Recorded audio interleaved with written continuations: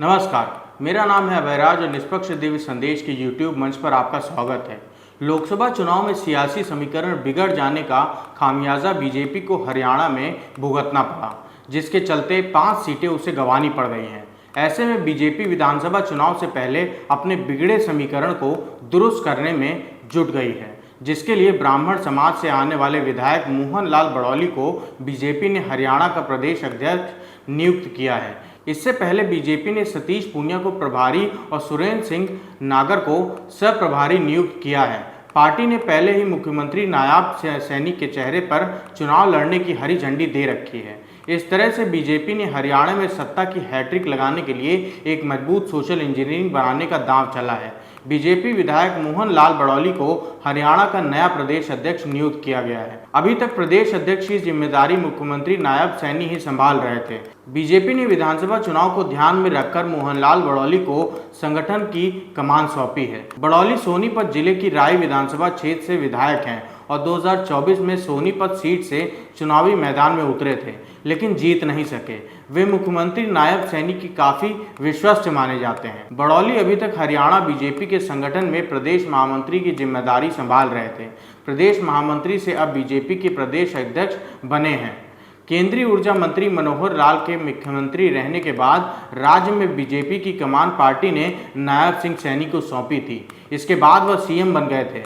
हरियाणा में इस साल के आखिरी में विधानसभा चुनाव होने वाले हैं। इससे पहले बड़ौली की नियुक्ति अहम मानी जा रही है। पिछले दिनों राज्य के दौरे पर गए केंद्रीय गृह मंत्री अमित शाह ने अगले विधानसभा चुनावों में मुख्यमंत्री नायब सैनी को ही सीएम फेस रखने के संकेत दिए थे। हरियाणा में कांग्रेस प्रदेश अध्यक्ष उदय भान और विधानसभा में नेता प्रतिपक्ष भूपेंद्र सिंह हुड्डा के जरिए दलित जाट समीकरण के दम पर 2024 के लोकसभा चुनाव में बीजेपी को जबरदस्त झटका देने में कामयाब रही थी। इसीलिए बीजेपी ने ओबीसी समाज से सीएम और ब्राह्मण समुदाय से प्रदेश अध्यक्ष बनाकर विधानसभा चुनाव में उतरने का प्लान बनाया है। ब्राह्मण ओबीसी के साथ सतीश पूनिया और सुरेंद्र नागर को चुनावी कमान सौंपकर उसमें जाट और गुर्जर को भी साधे रखने की स्ट्रेटजी अपनाई है, जिसके जरिए कांग्रेस के जाट दलित समीकरण को काउंटर करने का प्लान है। 2014 में पीएम मोदी के सत्ता की कमान संभालने के साथ बीजेपी हरियाणा में पहली बार अपने दम पर सरकार बनाने में कामयाब रही,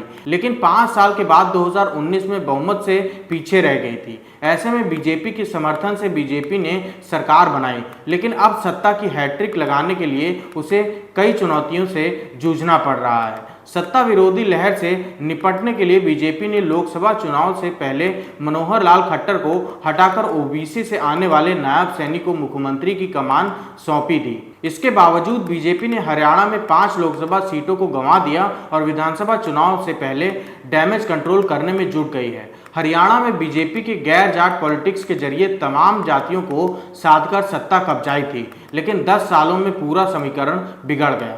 इसीलिए बीजेपी को अपना सीएम बदलना पड़ा। पंजाबी समुदाय से आने वाले मनोहर लाल खट्टर की जगह ओबीसी से आने वाले नायब सैनी को सत्ता की कमान सौंपी है और उन्हीं के नेतृत्व में विधानसभा चुनाव लड़ने का फैसला किया।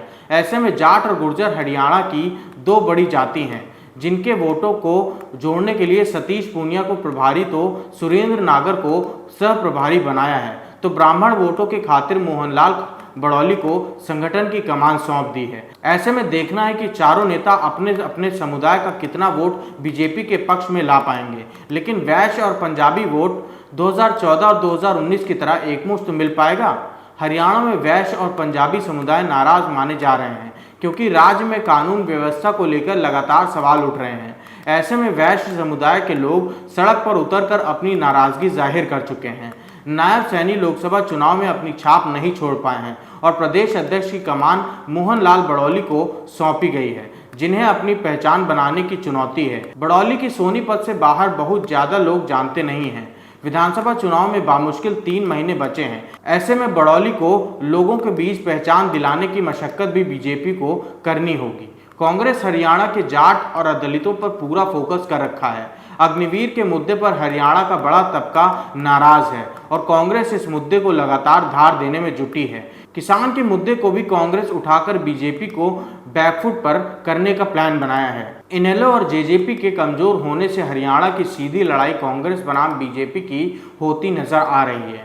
ऐसे में बीजेपी भले ही मजबूत समीकरण बनाकर रण में उतरने का प्लान बनाया हो, लेकिन लड़ाई आसान नहीं है। धन्यवाद।